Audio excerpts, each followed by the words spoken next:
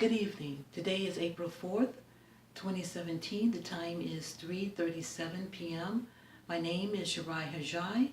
This is the first video of many follows and documentaries of what happens once your identification has been compromised and you were never notified by anyone in law enforcement or companies that someone claimed that they were you.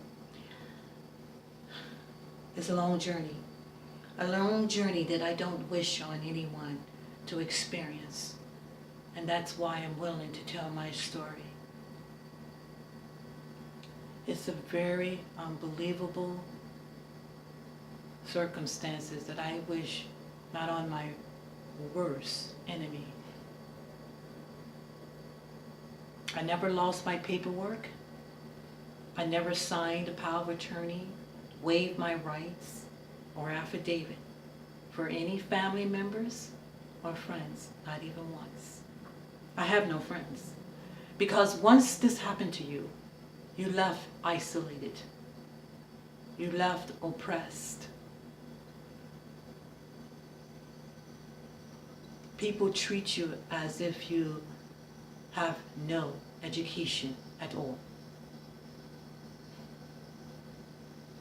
Even though they're personating you, they have an opinion of you, but they don't want you to have a bad opinion on them. I lost everything. Each day, people are hanging around my apartment harassing me, like they did when I had my house, camping out, trying to hack into my computers, successfully hacking into my computers.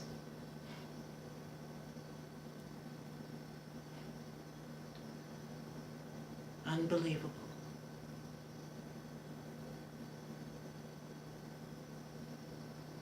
How do people judge and don't want to be judged? I'm going to show you around my apartment what happens when you lose everything and no one notifies you by writing that you have been compromised or someone filed paperwork against you. I'm hoping these documentaries will cause some form of legislation, some protection. And I also would tell you what they've done to my son regarding this matter of identity theft, and he was still under 18. You would not believe it. I owned a home. I lost a home because of people lack of. I just became a primary target for no reason. I don't even know the person or people who were personating me or forged me. I have no rights. They can do everything they want, and no one has an answer for me because they're on fake paperwork and their needs. Even though we have a domestic problem, I feel, in terrorism. They have their own social security number and their own IDs. Some people tell me they prefer them, and I'm quoting, them over me. Okay, so you prefer them, hire them on their paperwork. Explain it. I'm going to show you what they did to me.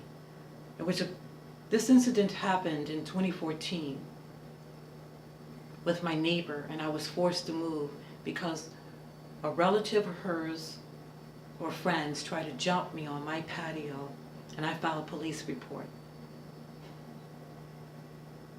A couple of days later, I got a letter telling me they will not renew and never gave me the reason why. There's a legal issue with the reason why.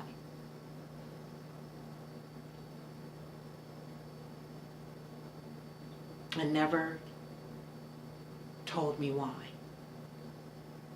I was forced to move. I couldn't afford a mover. and I had donated all of my furniture to charity.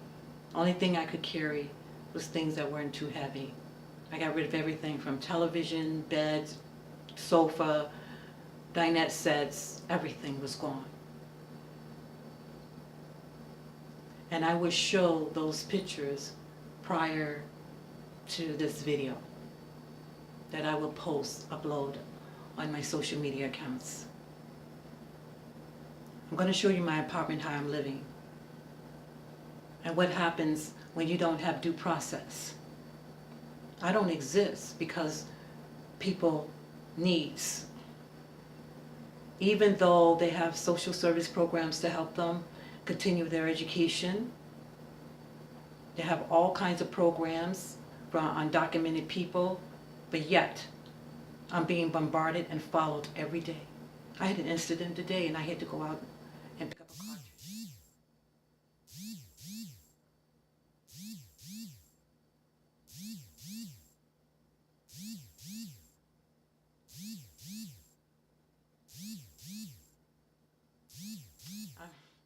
I heard there's a call coming through. That's what I'm looking at. So give me a moment. I don't know why I am being bombarded with these problems. I feel like I'm being beat up on for no apparent reason. Like a ghost, and I don't know who they are. Because I possess a high school diploma and higher education beyond that, paperwork, so therefore I become a prime target. And there is no safe mechanism once this starts. There's all kinds of excuses, even though these individuals are U.S. citizenship who have their own social security number and identification. But yet, they have to exist on your paperwork. I'm going to show you how disproportionately economically I was affected by this. And it also attempted murder on me. I lost my son and my grandson through this method. And I would go into details in another documentary segment. I'm a little nervous. I am not happy. It's a long journey. So let's get started.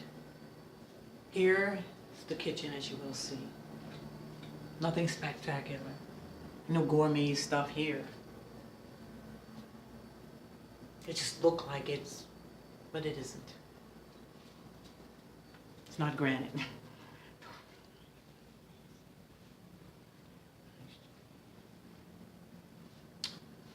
Right behind me is my living room, as you will see, or the parlor room.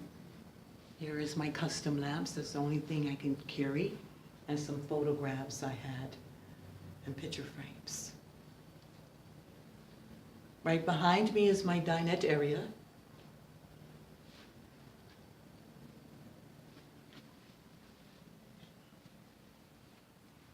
And here is my bedroom.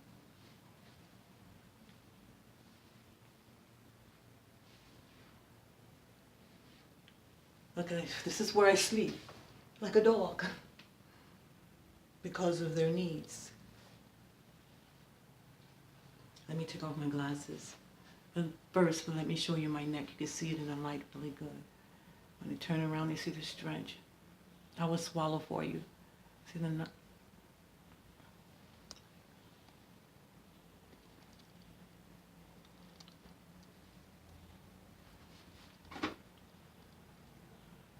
I swell up, yes. That's what I was trying to tell you. If I stay up on my feet. I feel like I'm choking now. That's why I'm getting ready to stop. This is my last video. Here's the infamous bag, which is basically my business and my personal effects. They claim I'm homeless.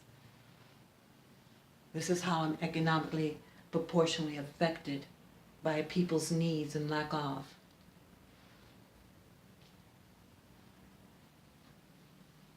I live in fear that I'm going to be murdered run over, shot, and killed because these people have nothing.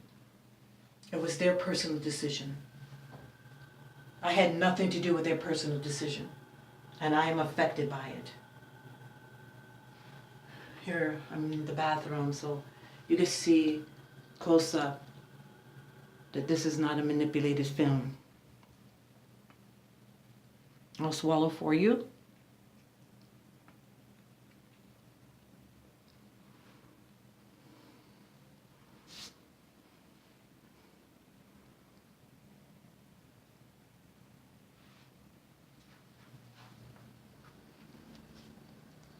This is no game. People took me for granted. I feel like I'm being bombarded by bullies, but these bullies are adults. And they're special interest groups. I'm suffering from identity segregation, conformability methods, but I forge racial economic subsidies, entitlement enrichment that the defendant, you, preferably treated and profiled more favorably. I have a right to life. You speak of it all the time. You hear about the pro-life. Yet I'm affected by it. People's own personal choice, I'm affected by it.